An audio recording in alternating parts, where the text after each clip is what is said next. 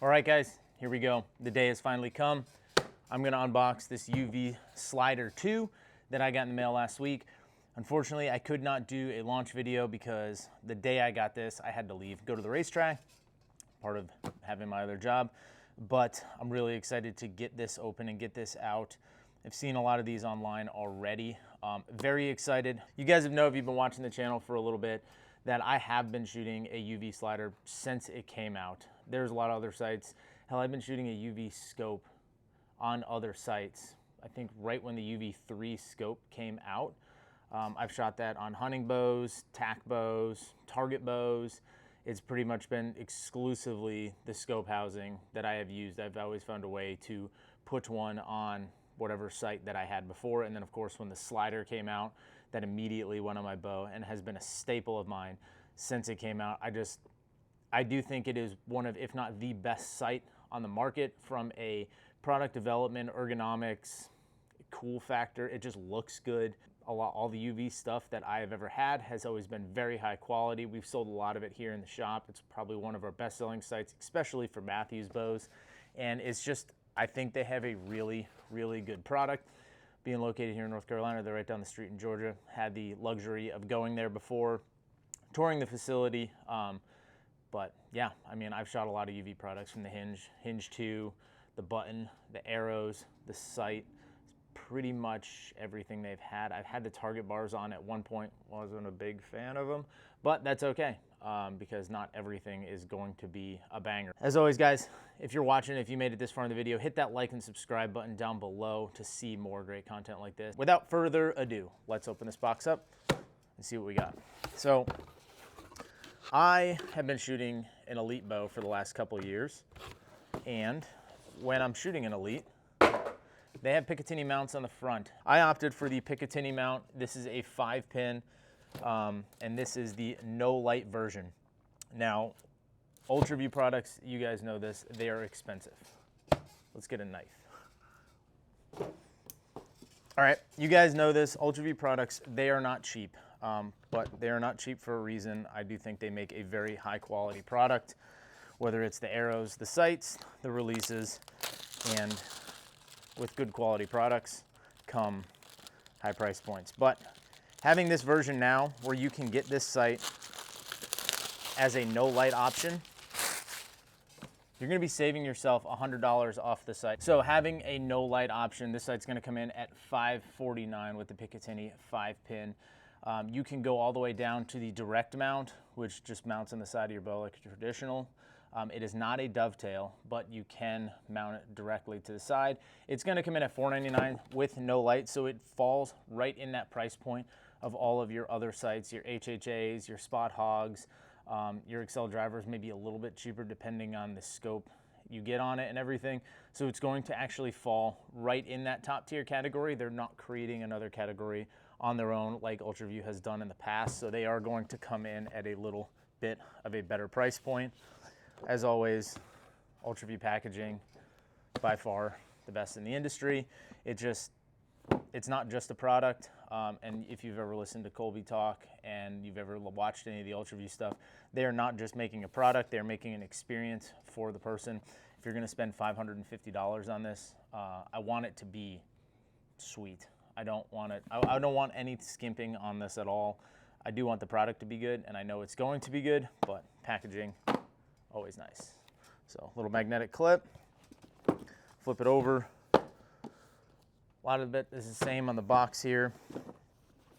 A little bit of a slightly different design on the little carrying case, but again, it's going to come, it's kind of hard-sided, kind of soft. This is something that I use when I travel. I put my scope in here, but I also put my entire like bow med kit, like all my little Allen wrenches, Allen packs, D-loop material, extra nocks, whatever I gotta carry, serving material, all that jazz fits in here and it fits in my bow case. So this case is not just a one-time open it up and then I'll never use it again like this box, but it is something that I can use and I have used throughout my time with these cases. So I don't know, should I do an overhead unboxing? Yeah, let's do that. Again, I have not actually opened this thing up. I don't know what this looks like yet. And here we go. So Pretty much the same layout on the inside of the case. It's going to come with your little spare hardware parts kit. I'm assuming this is going to have the, extra bubbles, extra bubble, all the Allen wrenches, the little detents for the SE scope housing. I'm assuming it's going to be the same ones, so there's only one Allen wrench on the side. And that's all that comes in the spare parts kit. Just more Allen wrenches for the magnet tray. Unzip the top, pull it out. Instructions, they make this very simple, and I have not scanned this, and if I imagine, this is probably going to be like the other UV products where you're going to see a sweet video of Billy White showing you how to set this thing up. But it's going to come with some quick instructional setups, what to do out of the box, and how to choose a sight tape, really abbreviated instructions. I have done videos on how to set these sight tapes. We've done a lot of them for customers here in the shop. It is really, really one of the more intuitive sights to be able to set up. And then you have your paper sticker sight tapes, right-handed and left-handed, from number 1 all the way to 33, something. Okay, all the way to 40, and you're going to have your setup tapes, and I don't know what an AM tape is, but this looks like something that would be on the side of like my CB axis where it's like individually, so this might be something you're using for, I don't know, 3D. Let's get into the sight itself. Again, this looks very much like the Matthews version.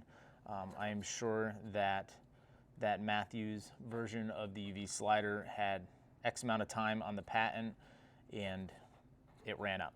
So I'm sure Matthews had exclusive rights to this scope housing and this design for a short amount of time. And we're still going to buy them. We're still going to use them. I think they're still great options, especially for you Matthews guys. But this looks very much, it's very, very similar. It has one indicator, one on each side. This one looks adjustable, so you can set it, and that is the one I would set to my slider.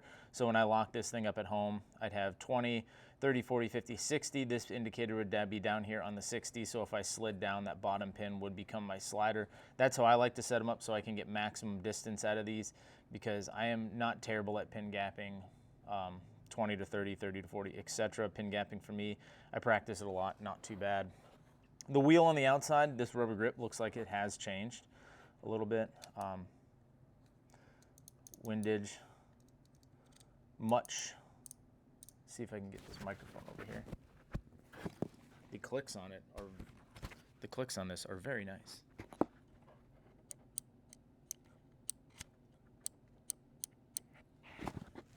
The clicks themselves seem to be a little bit more, what's the word I'm looking for? Affirmative. Ooh, I like that.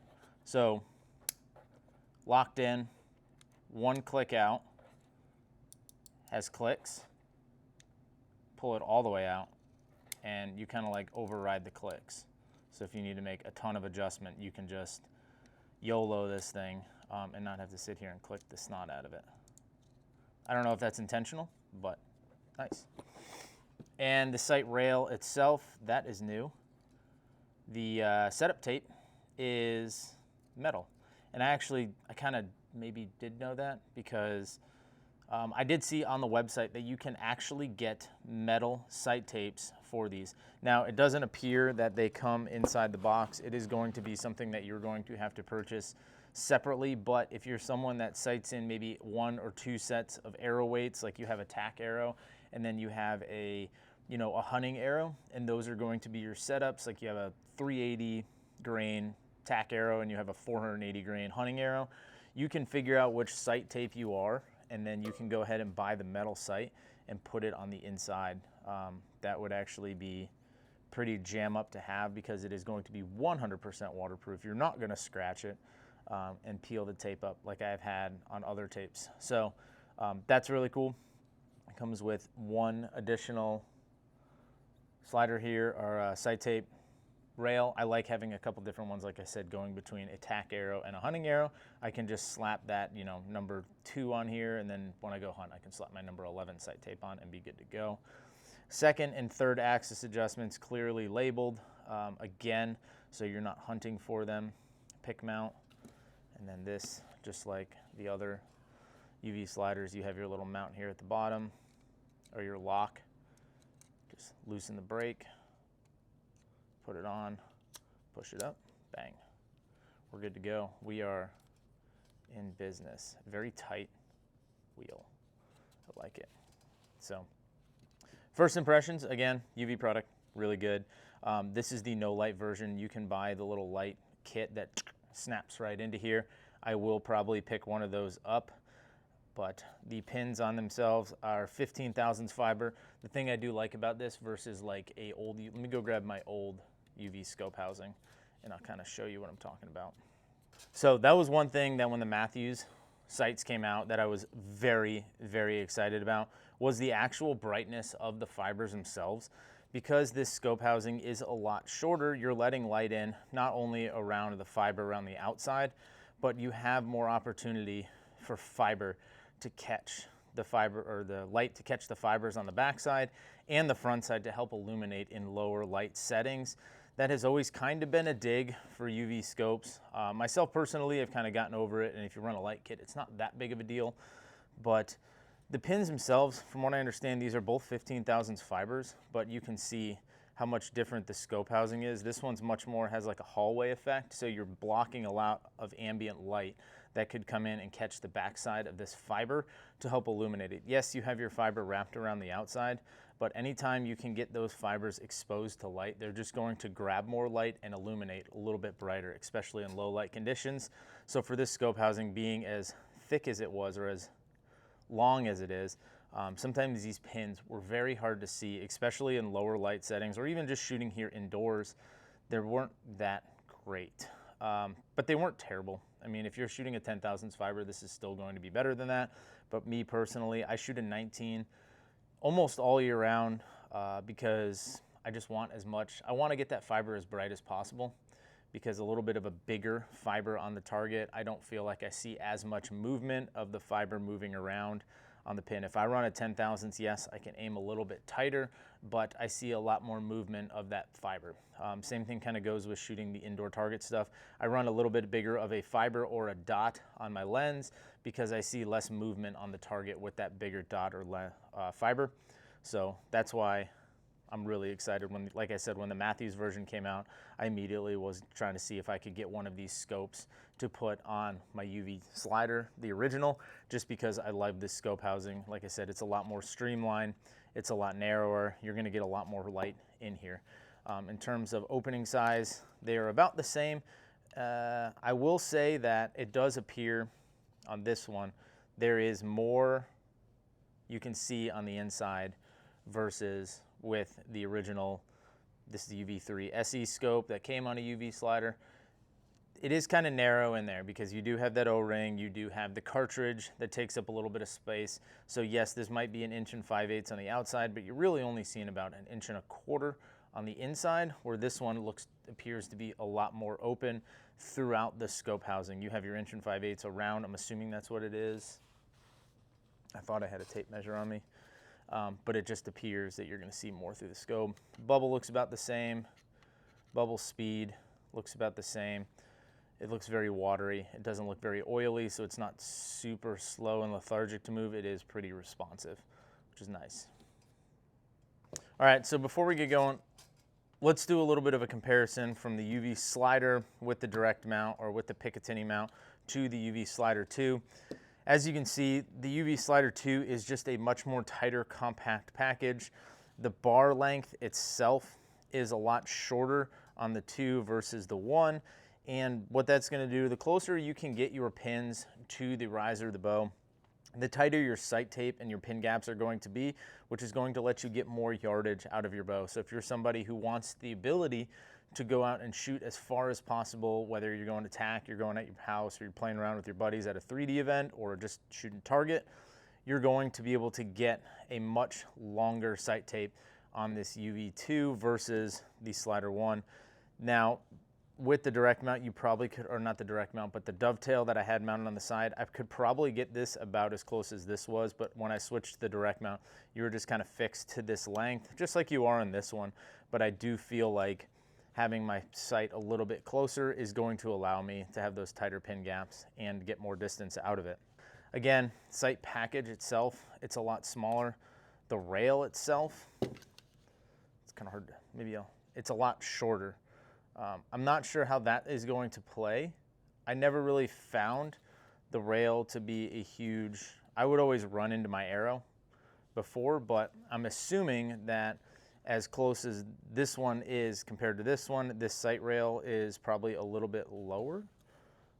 Not really entirely too sure, but mounting on the back, they have added more holes into this UV2, so that way you can get this bracket, move it much smaller incrementally up and down, versus where the UV Slider 1 just had a couple mounting holes where you could move it, and they were pretty bigger adjustments, so you might not be able to run your scope housing like this one all the way up and maximize full travel on the rail, because I would have to mount this where I kind of got it comfortable and then slide it down and start my 20 there. So I'm losing out on whatever that is, ½ inch on the rail. But I would like to be able to get this, like I said, as high as possible. Right now I have the stop that's locking me down right now. So we'll adjust that, we'll shoot that all the way up. We'll try to get the scope housing as high as we can on the rail. The knob itself looks to be about the same size, but it does look to see it have a different rubber ring on it. This one had a little bit of a roundness to it. This one was a little bit flatter. It has more grooves cut into it. I wonder if you can, it does not appear though. On the Slider 1, you could change these out. You just slide it off, get a new one, slide it on, and you could color match. Just looking at this and not knowing, it does not appear that you can take this rubber ring off and color match it to your bow. Not a huge detriment, but that would be cool for a feature to have. But again, it's not a deal breaker for me because this was the original one that came on it. The wheel itself looks to be opened up a little bit, looks to be lightened up. The windage knob itself, like I said, this one is just, from the Slider 1, it just kind of came out, and it has clicks. And I'm not saying they were sloppy, but they weren't the tightest clicks. And the knob itself was just smooth. It didn't have a ridge to grab it, so if you were trying to grab it, sometimes it was hard to get your fingers in, especially if you have sausage fingers, getting it in to pull that out to make those adjustments. And it just kind of floated. Whereas on the new 2, there is like a little ridge on the outside for you to reach in and grab, and you can hear that.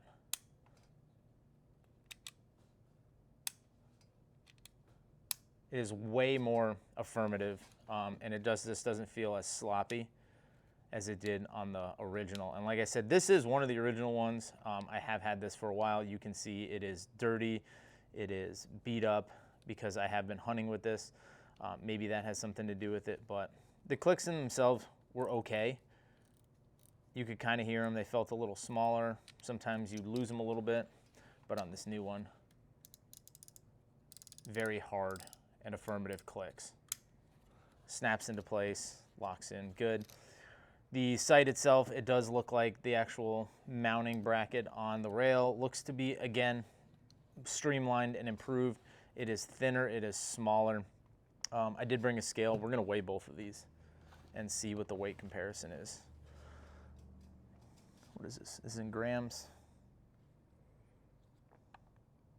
UV Slider 1, 333 grams with the direct mount the Picatinny mount, and the UV Slider 2. 265, so definitely lighter, which is nice. So let's go ahead and get this thing set up. Let's get this on the bow, and let's get a 20 set. We're here at the shop, so we can't go more than 20 in here, but we can get second and third axis set on this. Again, first and second are not, they are co-witnessed together. There is really no second axis adjustment on this sight because you cannot independently adjust the scope from the sight rail itself. So if you guys have watched a video I posted, I don't know, probably a month ago now, 2 months ago, it was how to set all 3 axes on your sight. First axis is going to be the plumbness of your rail to your bowstring once your bow is tuned. Second axis is going to be the perpendicular leveling between your scope housing and your sight rail, and then third axis is going to be the open and closedness of the scope housing when you are shooting at angles, up and down angles, because that will affect, as you can see, I'm just moving it a little bit, it affects where the bubble is in the scope. So this one does have a, we'll call it a first and a third axis adjustment. You cannot independently adjust second axis from the rail. Really what you're doing on the first and second is just adjusting the rail, and Ultraview is saying that these are perfectly perpendicular, 90 degrees to each other. So when you do adjust first, second will automatically be in, but it would be nice to have an independent second axis adjustment from first. But if you do that, you're going to lose some of the streamlinedness of the whole slider. So I'm sure that is done for a reason. And again, I've set up quite a few of these and I haven't seen it to be much of an issue. All right, let's go ahead and get this sight set up on the bow. This is the Exalt. This is the bow that I shot this year at TAC. I've taken this on a couple hunts last year. It's a good bow, 35-inch axle to axle. I also shot this indoor, so let's go ahead. I want to say I had this just in the middle, so we can start there. For a Picatinny mount, you really don't have any options. It's installed. We got our bow level and no adjustment necessary. You can't make this up. Haven't stopped recording. We are level and we're level. All right, I'm shooting Epsilon or a limb-driven rest, so I'm going to loosen up my rest cord. Go ahead and knock an arrow up on the string, and then what you can do, sit here and you line the string and the arrow shaft up so they're in a perfect line, and you look all the way up at your pins. You want your pins to be just to the left of the bowstring. You can see here, I'm kind of fuzzing in and out. The pins are kind of right behind the bowstring, so I know I'm gonna have to move those pins further to the left. So let's go ahead and make that adjustment. Like I said, we got the bowstring lined up with the tip of the arrow, and the pins are pretty much right in the center. So we're gonna go ahead and make a pretty decent adjustment and get the pins themselves entirely to the left side. You can see I have the pins. This is the bowstring right here. The pins are completely to the left side of it. So that's gonna help us get this thing pretty close, so we're not gonna miss wildly left and right. Let's go grab a couple of the UV 1Ks we got that are in the truck. Let's go here in the range. Let's get this thing sighted in at 20 using Ultraview's method to sight in your slider sight. Same arrow, same speed, nothing's changed. The sight is a little bit closer to the housing, and I was shooting a sight tape number 10. So I'm gonna have to guess that I'm gonna be somewhere in that like 7 to 9 range, because again, it's gonna be a little bit tighter because it is a little bit closer. So it should be very similar. So there shouldn't be, if you're going from a slider to a slider 2, you kind of understand what sight tape range you're gonna be in. So I could probably streamline that process and go straight back to 60 on my big 4x4 block target, and we'll start it at like 7, shoot a couple, just figure it out. But that'll get us kind of close.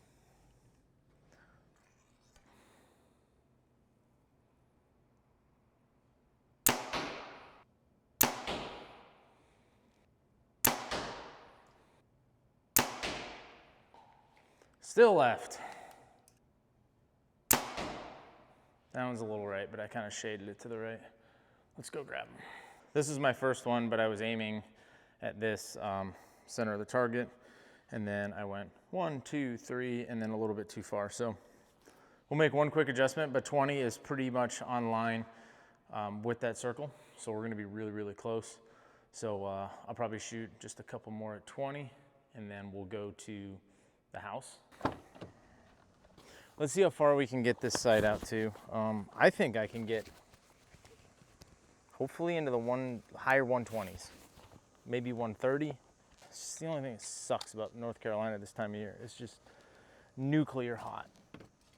All right. 60.4. Let's go to our setup wheel over here.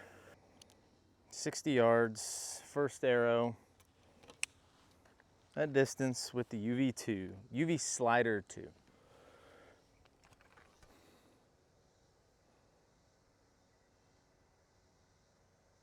I think we might have just found a sight tape, arrow 1.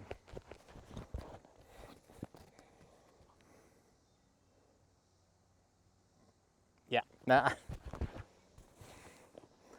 Couldn't be any more in the center. Let's shoot a lighted knock, see if you guys can see this, but my guessing it was gonna be sight tape 7, right on the money, and that's based on history with other UV sights that I know it should be pretty close based on this arrow that I've been shooting for a little bit now.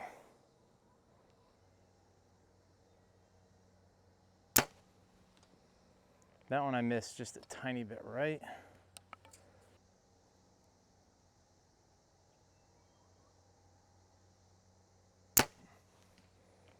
That one I missed just a tiny bit low. Good shot. Bad shot. And we're gonna shoot one of these ultras with the little 4-fletch and the barefoot wrap on the back. Just for funsies. These probably weigh within 10 grains, so this should hit about the same.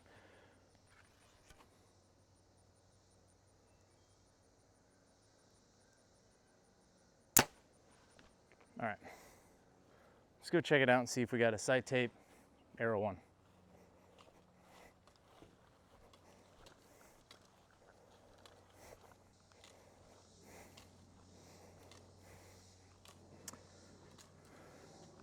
This is not an arrow, this is just stuffed in there holding it. That was arrow 1, 2, put a couple down here, and then drop that one a little low because it does weigh a little bit. So maybe I'll go to 8 and put about 10 clicks of right in it at 60 yards, see where that puts me for this second end. But like I said, I knew kind of about where I was gonna be, which is good. So confident in this setup. This is clearly a different day. I have a deer right over there coming out.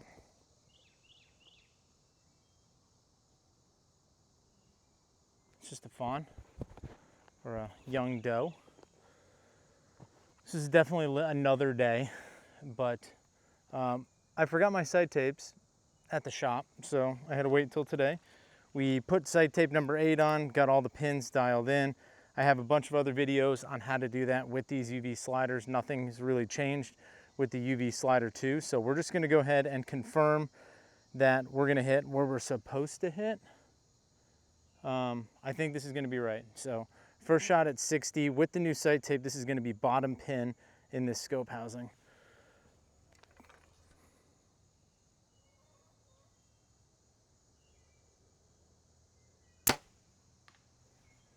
Sounded really good.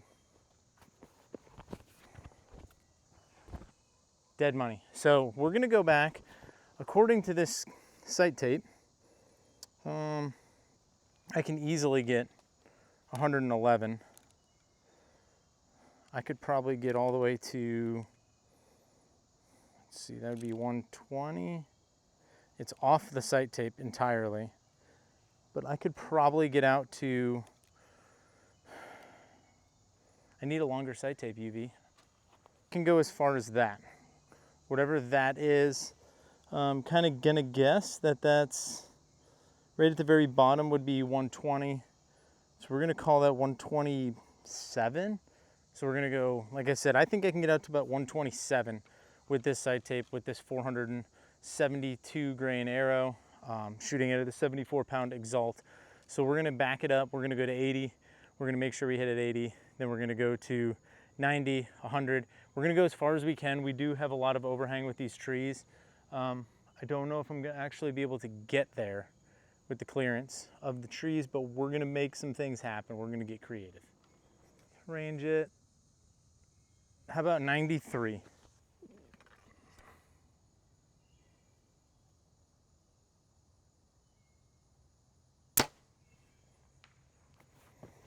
Hit the square. just a little to the left. Felt a little left on the brake. Let's come back. That's like absolutely as high as I can get my camera. It's hard to see, but we're arcing over this slope. I can still see the target from where I'm standing, which should be like 100 and something. 103.5.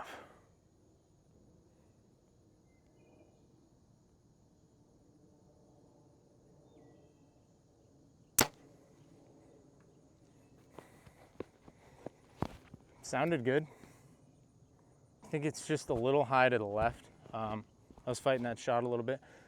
Let's go back and see how far we can actually get. All right, we can't go any further than where we're at and see the target. I would normally open the barn doors up and shoot through the barn, but I just have too many trees overhanging right now. That arc of the arrow, it's gonna hit something and dive one of these 1Ks to the ground. So we're just gonna stand here. This is 104.5. I'll just clip this to 105. 105. We're gonna shoot the last 2 arrows we got. One of them is gonna be a lighted knock, so get some good arrow flight.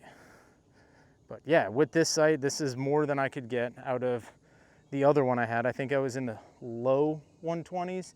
This one I'm getting maybe out to a little bit past 125. But I can go further than this sight tape will allow me to go, which is nice.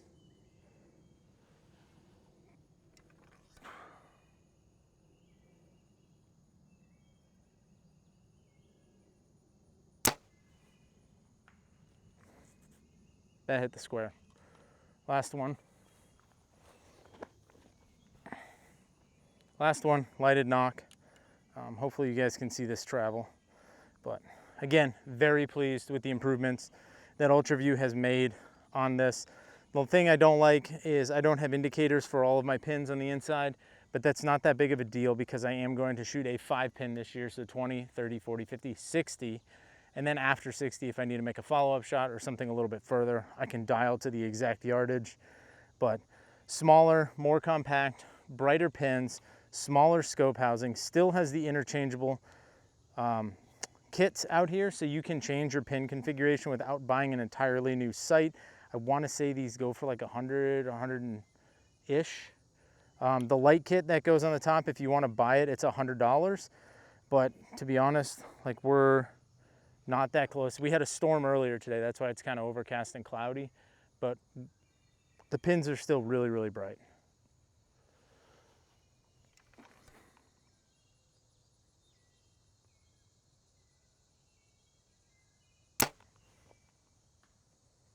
Ooh, that one looked good. Almost clipped that limb on the way there. So that is it. This is the UV Slider 2. This is my new favorite sight. I have been shooting Ultraview sliders since they came out. I've taken them on some of the toughest elk hunts, mule deer hunts, whitetail hunting, and have had absolutely no problems with them.